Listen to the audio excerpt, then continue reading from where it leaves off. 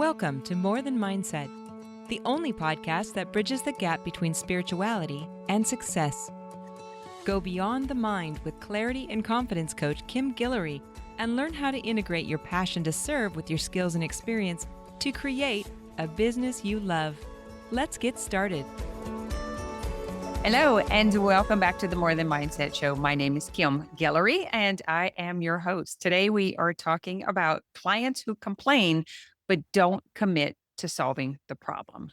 My gosh, how many years did I listen to this before I fully understand it? You're going to want to tune in to discover exactly how coaches can spot real problem solvers and stop wasting energy on those who just want to vent. This is a big deal, guys. We're going to talk about complaints and three things that complaints do. And then I'm going to tell you what to do about this so that you can become the person who spots this instantly and then turns it around so that you can be a more empowered coach or practitioner. So, first of all, let's talk about complaints. One thing, very first thing, complaints reinforce negativity. Think about when you feel like when you're complaining. How do you feel when you're talking about that person or that thing? Matter of fact, how do you feel whenever you're talking about people who complain, like your customers? It makes you feel very negative, very low on the emotional scale. Complaining reinforces negativity and it keeps you stuck in that negative pattern. Complaining also attracts more problems. So when you're in complain mode or when they're in complain mode, you can see that life presents more things to complain about. So think about the last time you were complaining when you were out to eat. The service was too slow. Your food didn't come out on time. You couldn't get the attendee to come whenever you needed them. The complaining reinforces the negativity and then it creates more problems, as in it creates a negative experience, even for others who are with you.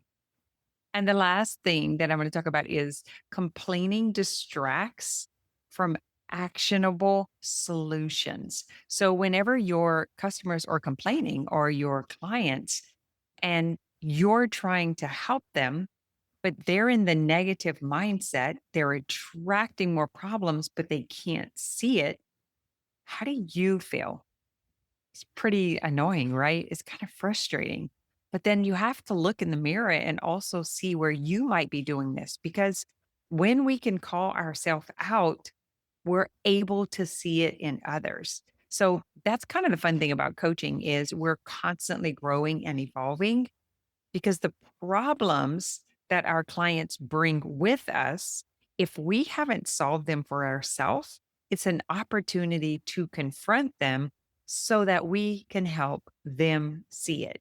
Now, I know many coaches who come into the coach program.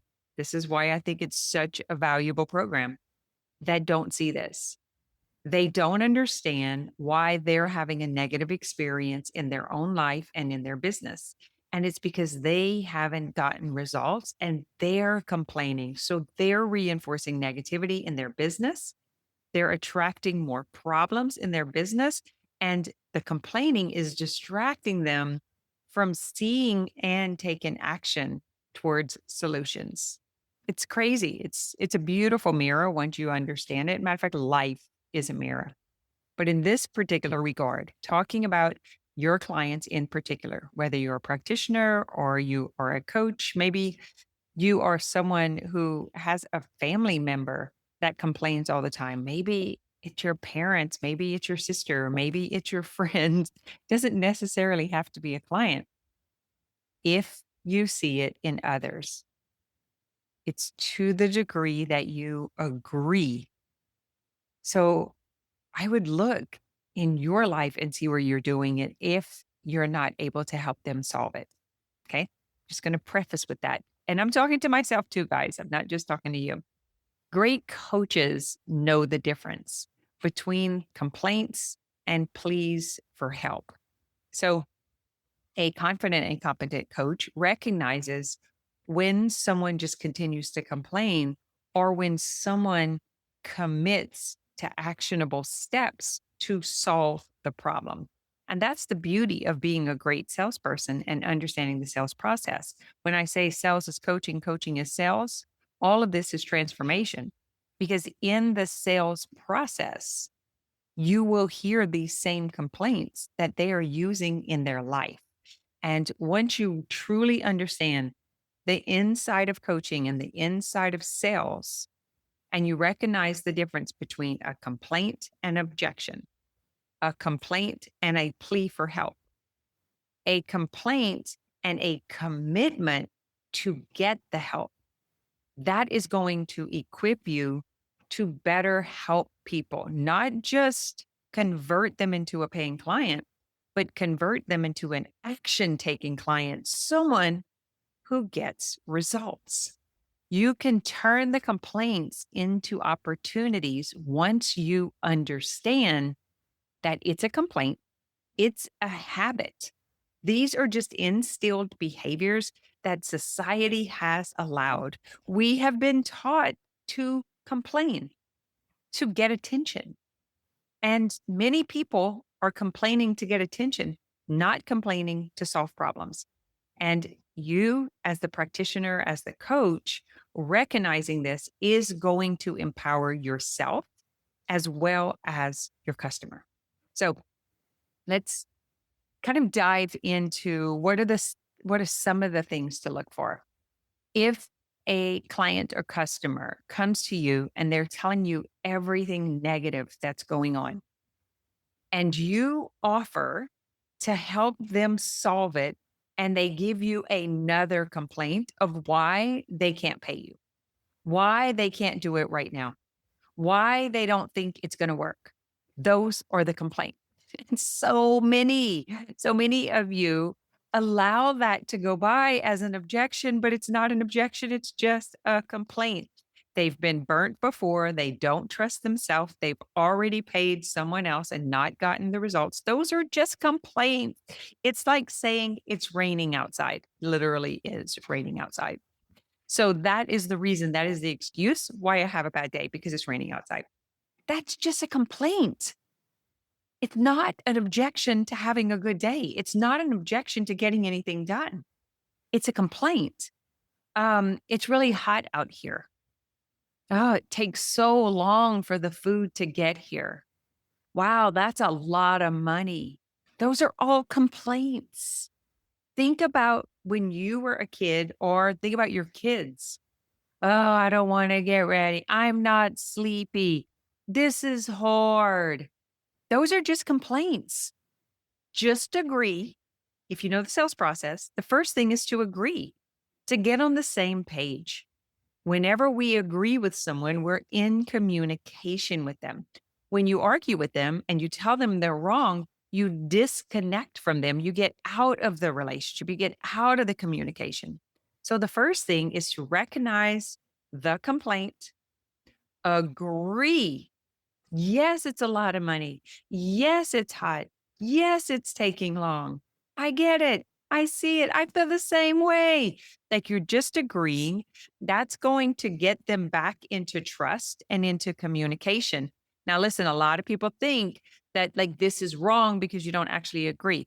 Listen, you could just say, I agree. That's how you see it. I agree. I hear you. You don't have to personally agree that it's true for you. You're only agreeing that it's true for them in the moment. Got it? So the first thing you're going to do is agree. I hear you. I understand. I could see how you would think that way. Yeah, I might even feel the same way, right? However, you want to get back into agreement, do not argue. Do not tell them they're wrong. Matter of fact, you should practice for 24 hours. Just agree with everyone everywhere. It's the most beautiful thing. So you're right. I get it. I understand. Yes. First step. They're going to instantly open up and get back into communication. They'll open the communication lines. And then you validate how that could be true. Ask them more questions. Tell me more. Allow them to express, allow them to talk about their experience. Instead of making them wrong and shutting them down and giving them like your own objection, that's off putting. This is inviting. Tell me more. Tell me everything. What happened? Oh, and then what? Oh, I get it. Is there anything else? And open up the conversation so that you can validate their experience so that they can be heard. Now you understand why they're complaining and you can help them to see that's something of the past. That's something someone else did. They're bringing that experience into this experience. So you're not making it wrong. You're agreeing, you're asking more questions, and then you open up to listen. This is not about you talking, and this is not about you being heard. This is about them being heard and their experience being heard.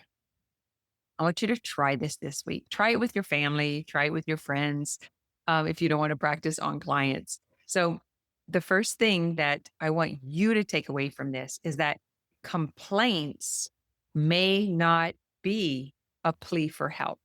Sometimes people are just complaining. The only way you'll know for sure is if you ask, would you like me to help you with that? I have a solution. Would you like to hear about it? You'll have to be the one who is direct and ask the question. They're complaining. You're not calling them out. You're not putting them down. You're listening. You're agreeing. You're validating. And then you're asking relevant questions and giving them the opportunity to share their experience. And you want to dive all the way down through the layers of where this is coming from. So, if you want to be a great coach, if you want to be a confident and competent coach or practitioner, practice these steps. Turn the complaints into opportunities so that they quit reinforcing negativity, they quit attracting more problems, and they start taking action towards the solutions. That's three things that will change in their life just from you having this conversation, just from you becoming more aware. And in the process of doing that, you will be able to confront your own complaints. Because if their complaints aggravate and annoy you, it's because you have complaints that are not addressed and you are aggravated and annoyed with yourself. I know it feels counterintuitive. I get it. I agree. I hear you. I'm listening. I'm validating. I feel the same way. And yet, because I've been willing to separate the difference between a complaint and a true objection, like getting down to the real objection, I'm able to help them solve their problems. I'm able to help them start taking action towards solutions. I feel better because I'm really, truly helping people get what they want. So my world is improving, my experience is improving.